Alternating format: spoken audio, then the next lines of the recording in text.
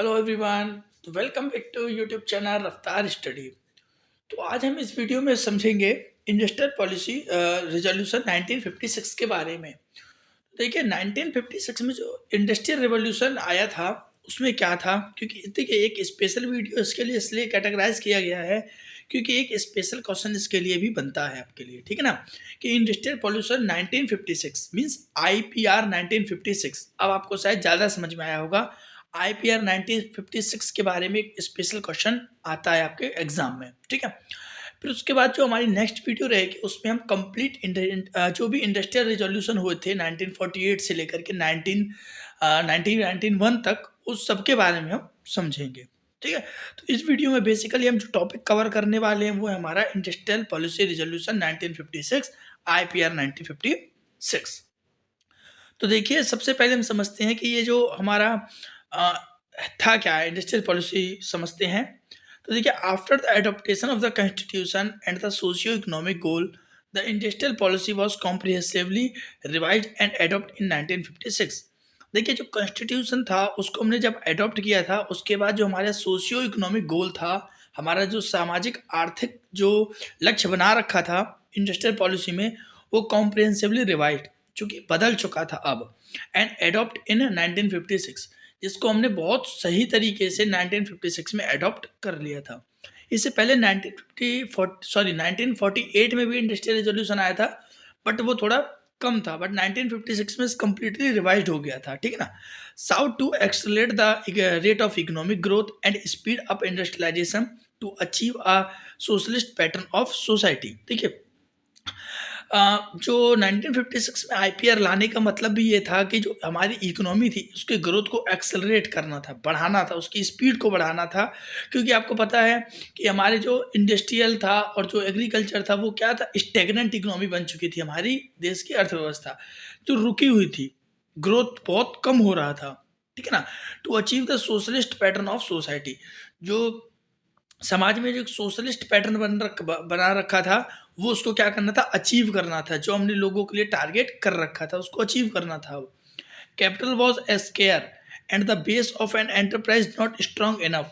अब हमारे पास सबसे बड़ी कमी तो ये थी कि हमारे पास कैपिटल नहीं था, ठीक है ना। कैपिटल की कमी के कारण जो एंटरप्रेन्योर थे वो भी आगे बढ़ने के लिए क्या हो रहे थे, स्केर्ड हो रहे थे, डर रहे थे वो भी, क्योंकि हमारे पास कैपिटल की कमी थी, इनफ नहीं था हमारे लिए। Hence, it to give important role of the state to assume the predominant and direct responsibility of industrial development. अब इसमें जो सबसे ज़्यादा जो रोल उभर करके आता है वो था स्टेट का, राज्य सरकार का, ठीक है ना।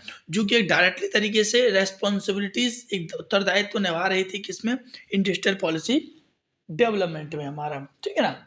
आगे समझते हैं हम। अब यहाँ से आपका शुरू होता है आईपीआर 1956। तो देखिए कैटेगराइजेशन ऑफ इंडस्ट्रीज, ये क्वेश्चन आप आंसर यहाँ से लिख सकते हैं, ठीक है। तो देखिए जो आईपीआर 1956 में जो इंडस्ट्रीज थी उसको तीन भागों में बांट दिया था, ठीक है ना। यहाँ से समझिएगा, three fold classification of industries, industries को तीन भागों में बांट दिया था। पहला था देखिए गवर्नमेंट के द्वारा, set of government the future development of which will be exclusively responsibility of the state. अब इसमें जो इंडस्ट्रीज था उसका जो फ्यूचर डेवलपमेंट था वो पूरी तरीके से सरकार के हाथों में था, ठीक है ना। जैसे शेड्यूल ए, इनको तीन शेड्यूल में बांट दिया था, शेड्यूल ए, शेड्यूल बी और शेड्यूल सी में, ठीक है। तो समझते हैं कि शेड्यूल ए में कौन कौन से इंडस्ट्रीज आपके आए थे। तो देखिए आर्म्स हो गया, अम्यूनिशन हो गया, defence equipments, atomic energy, iron and steel, heavy casting, heavy electricity. अब ये सब आप पढ़ लीजिए। देखिए रेलवे हो गया, गोल्ड हो गया, सल्फर, जिप्सम्स, ट्रांसपोर्ट, एयरक्राफ्ट, ये सब लगभग पूरी 70 इंडस्ट्रीज थी।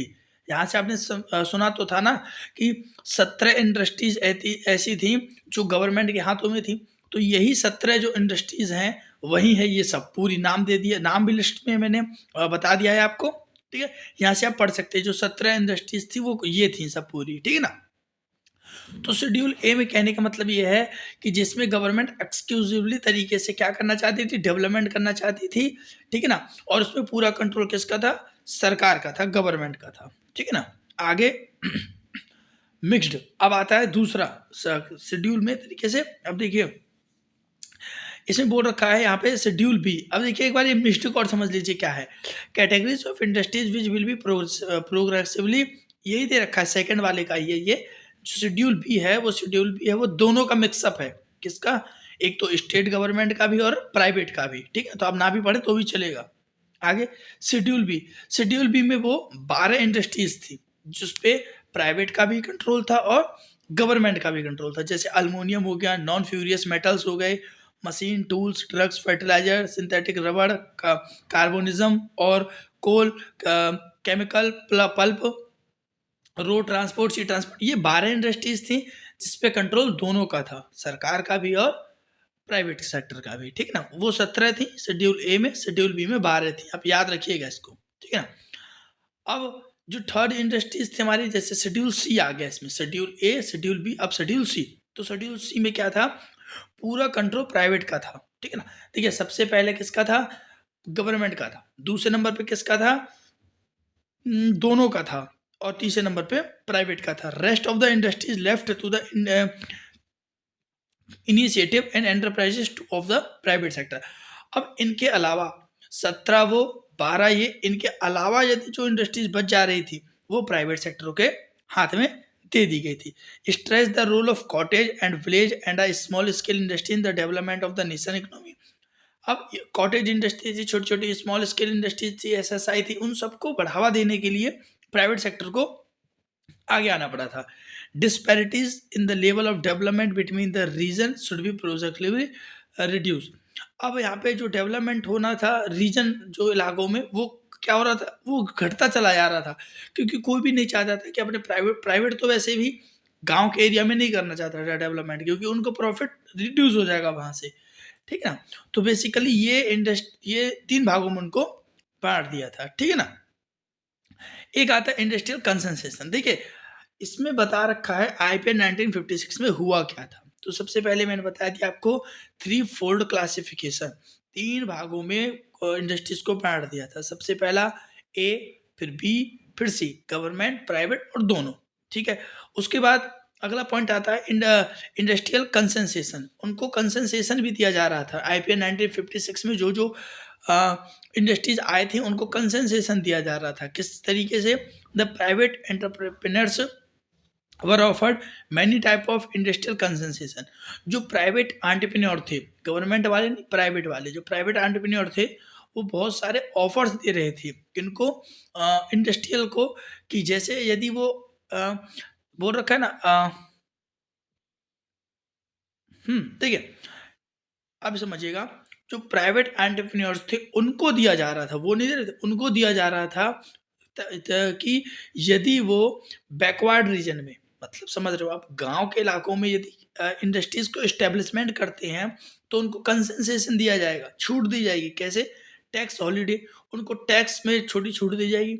सब्सिडीज, पावर सप्लाई है वो कम, मतलब कम खर्चे में बिजली का बिल आ जाएगा उनका। तो इस प्रकार से उनको क्या किया जाता है? लालच दिया जा रहा था उनको, ताकि वो बैकवर्ड रीजन को भी क्या कर सके? प्रमोट कर सके। क्योंकि आपको पता है, मैंने जस्ट अभी भी बताया था, वो बैकवर्ड रीजन में इंडस्ट्रियल एस्टेब्लिशमेंट करना नहीं चाहते थे, क्योंकि उनका जो प्रॉफिट है वो रिड्यूस होगा। तो गवर्नमेंट क्या कर रहे थे? उन लोगों को लालच दे रहे थे कि आपको टैक्स नहीं देना पड़ेगा, बिजली के बिल में छूट मिलेगा। ऐसे बहुत सारे इंसेंटिव्स उनको दिखाए जा रहे थे, ठीक है ना। तो होप सो आपको वीडियो क्लियर हो गई होगी। आईपीएल 1956 आप इतने पॉइंट्स लिख दिएगा, that is sufficient for 5 marks. Okay, thank you so much. PDF आपको डिस्क्रिप्शन बॉक्स में इसकी मिल जाएगी, वहां से आप डाउनलोड कर लीजिएगा। वीडियो अच्छी लगी हो लाइक, शेयर एंड सब्सक्राइब करना बिल्कुल भी ना भूलें।